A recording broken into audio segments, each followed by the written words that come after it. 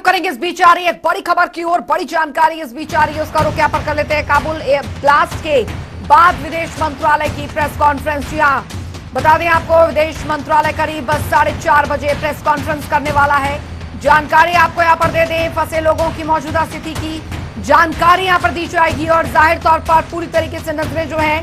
वो बनाई हुई है काबुल ब्लास्ट की। भारत ने कड़ी शब्दों में निंदा की है और साथ ही अपील की है कि आतंकवाद के खिलाफ एकजुटता की जरूरत दुनिया को बताई है।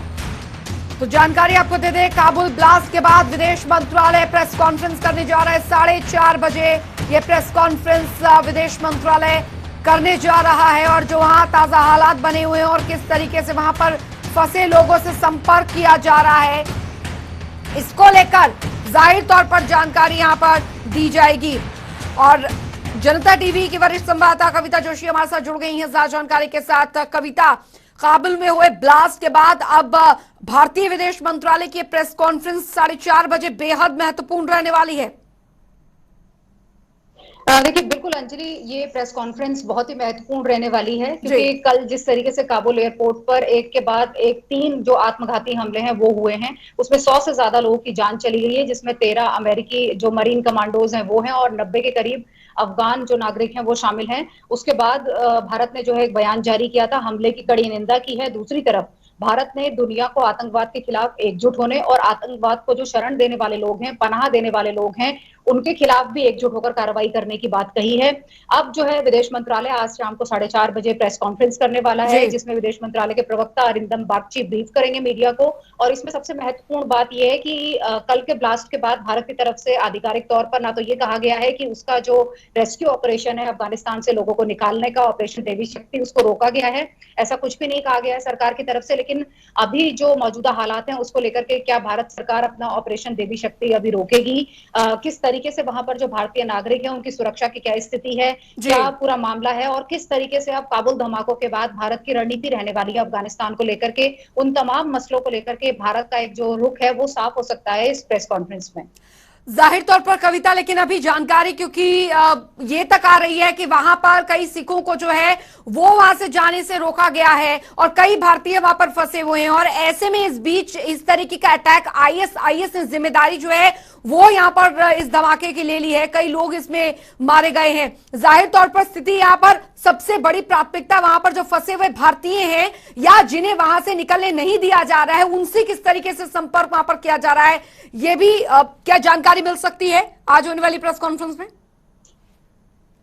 देखिए, अभी जो वहां पर ये कहा जा रहा था कि जो सिख लोग हैं या जो हिंदू समुदाय के लोग हैं जो भारत आना चाहते हैं उनको जो है तालिबान ने कहीं ना कहीं भारत आने से रोका है। तो अभी जिस तरीके की कल ब्लास्ट के बाद चुनौतीपूर्ण हालात बने हुए हैं उसमें सरकार भी हर एक कदम जो है वो फूक फूक कर रख रही है। विदेश मंत्रालय की तरफ से अभी ये ऑफिशियल डेटा भी नहीं बताया गया है कि कितने लोग अभी वहां पर भारत के या जो अल्पसंख्यक समुदाय के हैं वो फंसे हैं जो आना चाहते हैं। केवल इतना कहा गया है कि ये आंकड़ा जो है वो 200 या उससे थोड़ा ऊपर हो सकता है। सरकार की तरफ से ये कहा गया है कि सुरक्षा कारणों की वजह से हम पूरा डेटा जो है उसको सामने नहीं रख रहे हैं लोगों के, लेकिन इतना डेटा बताया गया है। अब ये क्योंकि अभी चुनौतीपूर्ण हालात हैं, वहां पर ब्लास्ट हुआ है और अमेरिका की तरफ से ये अलर्ट है कल रात में ही जारी किया था। आज सुबह फिर से जो काबुल में एम्बेसी है अमेरिका की, उनकी तरफ से ये हाई अलर्ट एक तरीके से जारी किया गया, जिसमें उन्होंने कहा है कि अभी 31 अगस्त तक जो है इस तरीके के ब्लास्ट और हो सकते हैं काबुल एयरपोर्ट के पास। तो उन्होंने अपने सिटीजन्स को और बाकी जो नेटो फोर्सेस हैं और देश के जो नागरिक हैं उनको काबुल एयरपोर्ट पर आने से जब तक कि उनको ऑफिशियली ना कहा जाए दूतावासों की तरफ से तब तक वो ना आए और एयरपोर्ट से दूरी बनाने के लिए कहा गया है। तो भारत सरकार भी, क्योंकि कल विदेश मंत्री ने कहा था कि हम धैर्य के साथ आगे बढ़ रहे हैं क्योंकि अफगानिस्तान में हालात अभी स्थिर नहीं हुए हैं, हम वेट एंड वॉच कर रहे हैं। तो अभी कोशिश की जा रही है कि जो हमारा स्पेशल सेल है विदेश मंत्रालय का उससे हम लोगों के साथ कनेक्ट करें। लेकिन अभी क्योंकि वो सिख लोग भी डरे हुए हैं, उन्हें तालिबान की तरफ से रोका गया है, धमकी दी जा रही है और जो तमाम तरीके के हालात हैं और क्योंकि कोई तालिबानी लड़ाका अगर हाथ में बंदूक लेकर के किसी व्यक्ति को डराएगा और जाने से मना करेगा और जिस तरीके से ब्लास्ट हुए हैं तो लोगों को एक तरीके से डर के मतलब लोग जहां पर हैं वहीं पर बने हुए हैं फिलहाल। और सरकार भी यही कह रही है कि जहां पर आप हैं अभी वहां पर सुरक्षित रहने की कोशिश करें, कांटेक्ट करें, जैसे ही हालात सामान्य होंगे तो सबकी वापसी होगी। अभी फिलहाल भारत की तरफ से आधिकारिक तौर पर अपने ऑपरेशन को रोकने का कोई जो है घोषणा नहीं की गई है। विदेश मंत्रालय की प्रेस कॉन्फ्रेंस इसमें महत्वपूर्ण हो जाती है कि भारत अब किस तरीके से जो है इस दिशा में आगे बढ़ेगा।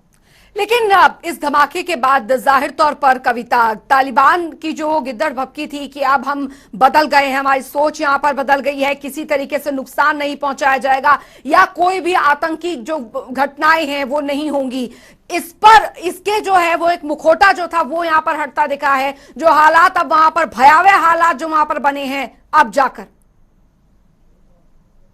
देखिए, तालिबान कहीं ना कहीं मतलब पहले से भी दुनिया तालिबान पे भरोसा नहीं कर रही थी, किसी ने उसको मान्यता देने की जल्दबाजी नहीं दिखाई। वो केवल अपनी बातें कह रहे थे कि हम बदल गए हैं, केवल उनकी मंशा यही है कि वो किसी भी तरह से सरकार में आ जाए, उनकी सरकार बन जाए। उनके ऊपर जो आर्थिक प्रतिबंध लगाए गए हैं, जो पैसे की कमी उन्हें सबसे ज्यादा है, वो रोक दी जाए, पैसे का फ्लो एक बार शुरू हो जाए और आम अफगानी नागरिक जो हैं वो उनकी सरकार में हिस्सेदारी करें तो उनका काम चलना शुरू हो जाएगा और उसके बाद उनका असली रंग सामने आएगा। लेकिन आतंकवादियों की जहां तक बात है, चाहे वो तालिबान हो या तालिबान समर्थित जो संगठन है, जैसे कल आईएसआईएस ने जो अटैक किया उसकी जिम्मेदारी ली, तो ये एक तरफ तो तालिबान कह रहा है कि जो 100 लोग मारे गए हैं उसमें 28 जो तालिबानी लड़ाके हैं वो हैं, और तालिबान ने ये भी कहा है कि हमारा अमेरिका से ज्यादा नुकसान हुआ है। तो मतलब एक तरीके से मतलब जाहिर तौर पर बहुत बहुत शुक्रिया कविता जोशी इस तमाम